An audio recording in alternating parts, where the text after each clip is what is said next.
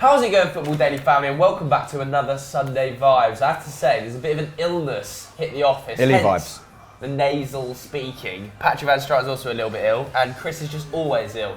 He's been ill for about a year. Yeah, low-level sickness. Not great, but we're going to soldier on and get on with the questions. The Sickly. first one comes from G1B, G4B, who says... Ooh. Do you Put think... his password in as his username. I know, accidents. Do you think that Bayern will buy an £80 million plus player this winter or next summer? Or will they buy one at all? I think they will. I think they'll soon have to partake in the transfer housery that's currently going on. They've got some big players to replace, haven't they? In the likes of Robin and Ribéry. I think if they didn't, it wouldn't cost them on the domestic scene. They could pick up players like they always do from your Leverkusens, your Dortmunds for 20, 30 million pounds. Sure. I think they did that recently with Nicolas Sula, didn't they, from Hoffenheim? They also got Rudy, was it? Sebastian Rudy. So yeah, they hoover up that domestic talent for sort of cutthroat prices. But it might cost them in the Champions League. When they were comprehensively beaten by PSG 3-0, even though they beat them 3-1 at home, I think they were somewhat fortunate in that return leg. It's the first time I've seen a bit of a power shift between those two clubs in my lifetime, and that's obviously because of PSG's stupid spending. What's their current record? 40 for Tolisso, and that was this summer just gone past. So they are starting to, pay more for players. I think he was a bit of a gamble as well for 40 million, wasn't he? Demonstrated some good form at Lyon, but was a sort of deep-lying playmaker almost. So 40 million was a substantial amount for him, but they may struggle because I think they're 2 billion behind the Premier League in terms of revenue, total revenue, the Bundesliga, and they spent the least out of Europe's top 5 leagues on transfers in 2017. But still, they still make money, don't they? It's a very, I don't want to say efficient because that's a stereotype when it comes to German clubs, but they still make a lot of money from other means. I think each club in the Bundesliga is still generating 155 million. So there's money to be spent in that league, but I don't know if they can necessarily join in with the super clubs. But they still have a lot of pull, don't they? A lot of pull. Who would they go for, Pato? Who do you think is worth spending 80 million on in this current transfer market who would feasibly go to Bayern? I think everyone would want to go to Bayern. I'm not sure they'll do it this summer, but I agree they are going to have to countenance an £80 million player in the near future. Because when you look at Robin and Ribéry, like I know that people are going to say, oh well, they could get in Julian Brandt, blah blah, those sorts of players for Leicester, maybe, yeah. But I don't think they can afford to take that sort of gamble. And at this point, the kind of players you spend 40 million on are often gambles. They'd be much better off spending like 100 mil on a guy who was like a guaranteed hit, a Christian Pulisic or even an Antoine Griezmann, somebody like that. Because Robin and Ribéry are not just good wide players; they have been the engines of that Bayern attack for such a long time. They're both exceptional. Robin more as a goal scorer, Ribéry more as a creator. And so I think that the wise thing to do would be to spend a bunch of money, especially as they're going to have to replace Lewandowski probably in the next 3 years anyway.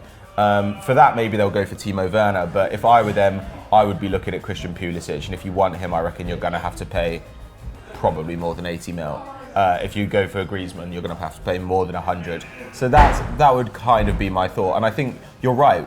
When you're spending £40 million on Tolisso, who wasn't really in a particular area of need for them, then you're basically admitting that if somebody is in an area of need, you will spend whatever it takes. Yeah. I don't think they'll spend 80 million next summer. I think that maybe in 2 or 3 years you'll see Bayern spend 80 million, but by that time 80 million will be the new 40 million. I don't think they're ever going to spend beyond their means, Bayern Munich, because I don't think they need to. I think they're perfectly happy winning the Bundesliga every single year, pretty much getting to the final of the Pokal most years, and challenging deep in the Champions League, which they do anyway. I don't think their business model needs to be stretched.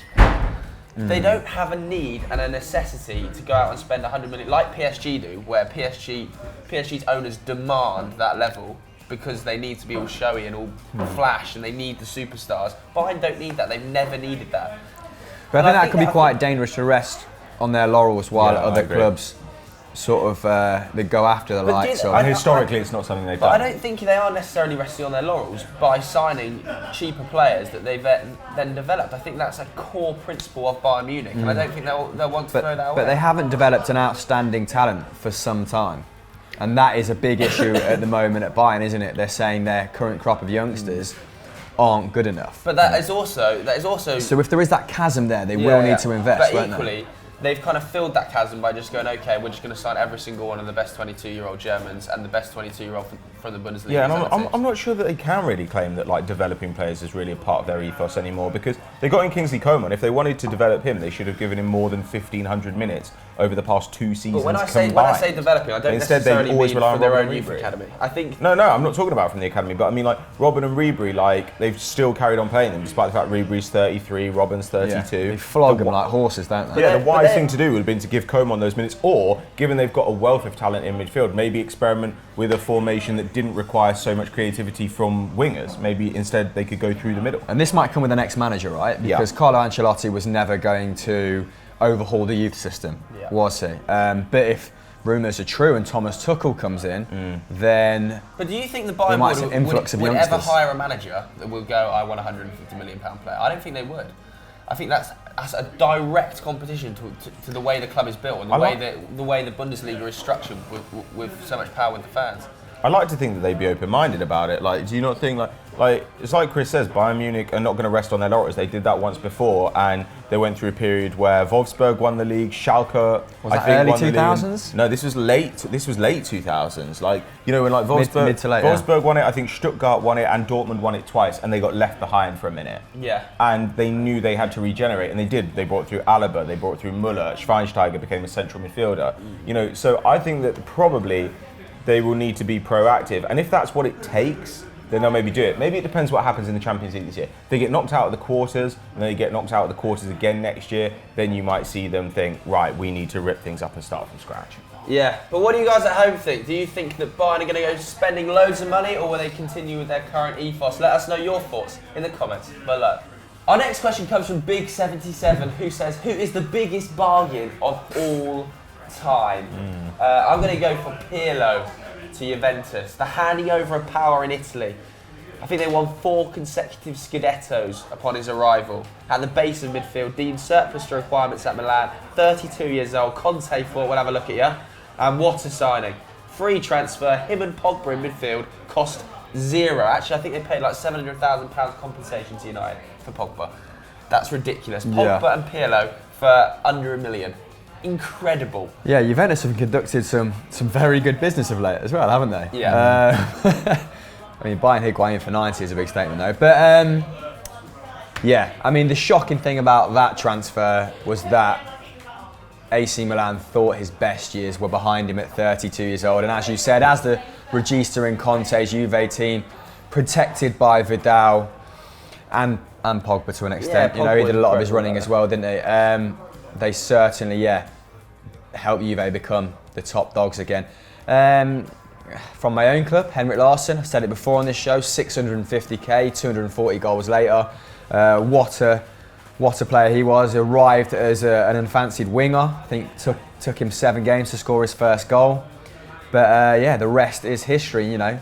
Such a good player that he wound down his career at clubs like Barcelona and Manchester United. Most certainly could have played at a much higher level, but Celtic stuck by him when he broke his leg. Horrible. And I think he felt a debt of honour to the club, which, you know, fair play to him. I wouldn't have begrudged him a move at any point, but I think Manchester United actually came in for him.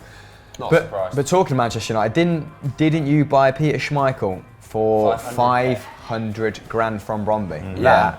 I mean, considering the service you got out of him, that was ridiculous. Ferguson wasn't always the best of the transfer market.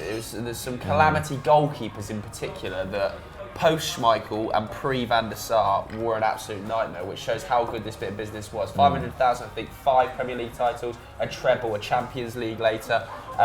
He is probably still Man United's greatest ever goalkeeper, although I genuinely think that by the time De Gea finishes at United, he could well be United's best ever goalkeeper. But for me, Peter Schmeichel, definitely up there with the Premier League's biggest bargains. Interesting. What about your club? Vieira, maybe? Yeah, Vieira I think was 3.5 mil in the mid-90s, so it's hard to know how much that was. I mean, Thierry Henry paid quite a lot for, but what we got out of him, pretty damn good. Sol Campbell arrived on a free. Oh, good shout. Not too bad. Jens Lehmann was very cheap as well. So, I mean, there's some great moves in there. Santi Cazorla arrived for about £12 million. That wasn't too shabby. God, Is that from Valencia? This is that's Villarreal? from Malaga. God, man, this is difficult. Kante. What about Kante to Leicester? Sure. I mean, What was he like? it's a good transfer. 3-4 mil?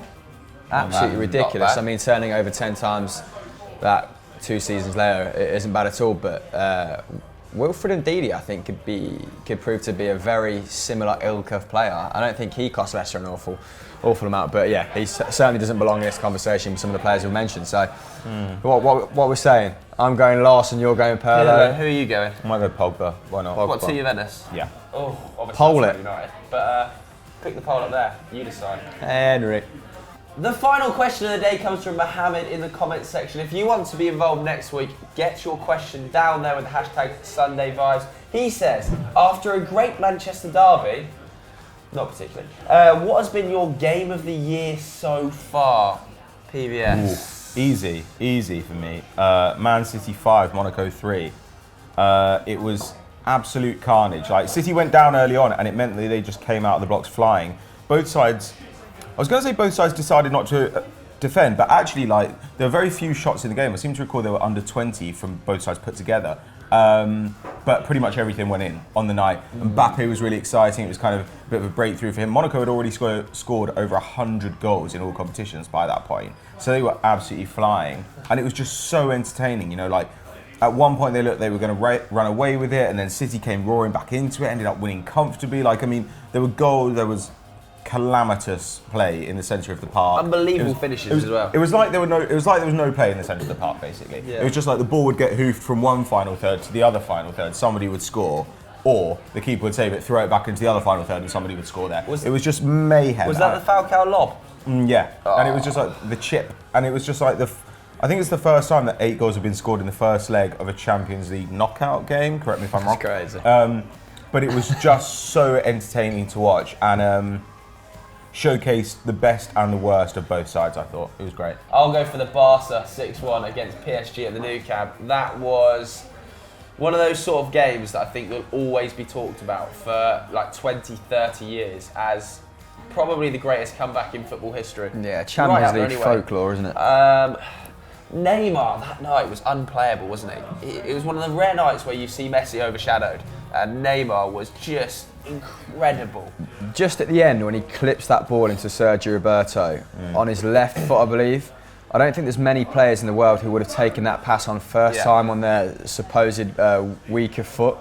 I think And just watching him play that pass, I just thought, okay, he's top 3, isn't he? I think as well, arrived. PSG were no mugs. Like, this was a PSG team that dispatched them 4-0 in the first leg. That's how good they were. I always find it hard though to give them too much credit for it. I mean, it was a great performance to an extent, but like they also got 2 penalties that weren't penalties, and that fundamentally like makes it a little bit hard for me to be like. I mean, I think Neymar was incredible. I thought the rest of the team was pretty average. They had 10 shots on target. and they had 2 absolutely horrific. Do you remember 2 horrific dives? Cavani going through one-on-one as well? Had to Should score. have Had to wrapped score. it But it up. was so And they end-to-end. scored an amazing goal. Yeah. So end-to-end that game. It's a joy to behold. So I'll go for Barca 6-1. Yeah, I think it's pretty hard to dispute those 2 games. Other ones that spring to mind in terms of pure enjoyment are the Napoli-Man City games that happened in this campaign. Just 2 very similar ethoses, 2 very highly regarded managers in Maurizio Sarri and Pep Guardiola going head-to-head. A lot of mutual respect between the 2 because of the way they play.